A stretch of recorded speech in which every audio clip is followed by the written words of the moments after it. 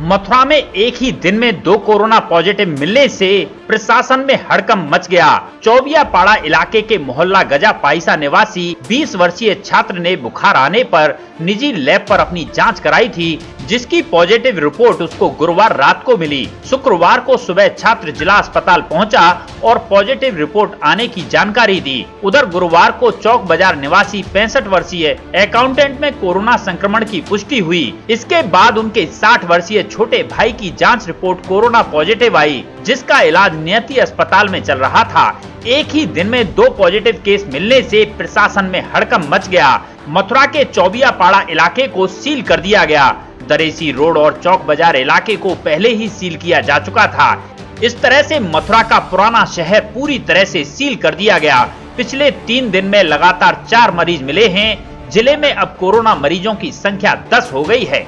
तो ये जो अनुराग जो आपके भाई है वो पॉजिटिव निकले? मतलब पॉजिटिव निकले थे, जांच कराई थी। तो कैसे क्यों कराई थी जांच आपने? मतलब उसको बुखार आ रहा था तो हमने कहा हमको भी हो जाएगा, तू भी जांच करा दे। तो हमने उसको जांच कराने के लिए भेज दिया। फिर भेजने के बाद हमने सुबह उसे बड़े अस्पताल ले गए। तो बड़े अस्पताल में कम से कम 2 घंटा बैठाया। फिर उसके बाद उसको वृंदावन ले गए। मम्मी पापा बड़े अस्पताल में सुबह 6-7 बजे के समथिंग गए थे। उनको पानी नहीं मिला वहाँ, तो वो वहाँ परेशान हो रहे हैं और हमको नहीं पता। आपको डर लग रहा है अभी? और क्या, अब आइए हमारा वो चलो कुछ बात ना हो।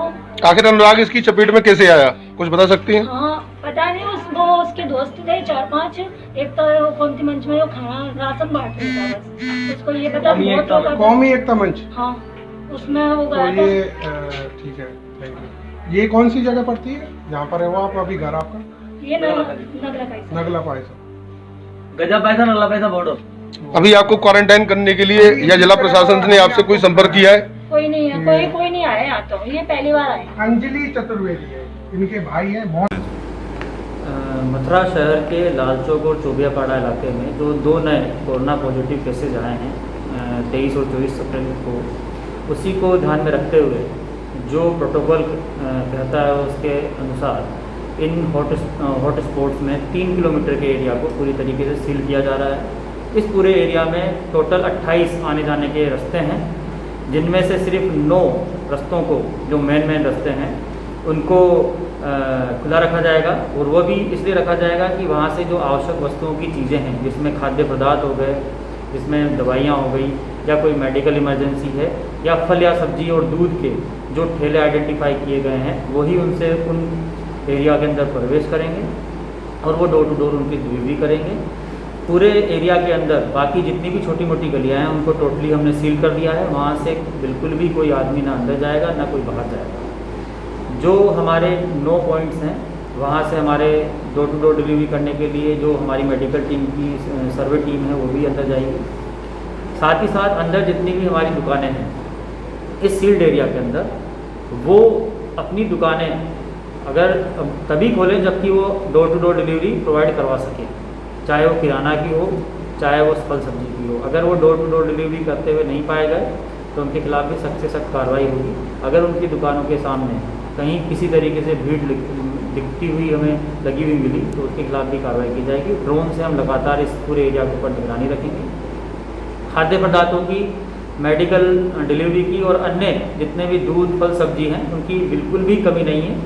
लगातार निर्बाध इसकी सप्लाई पूरे एरिया के अंदर दी जाएगी।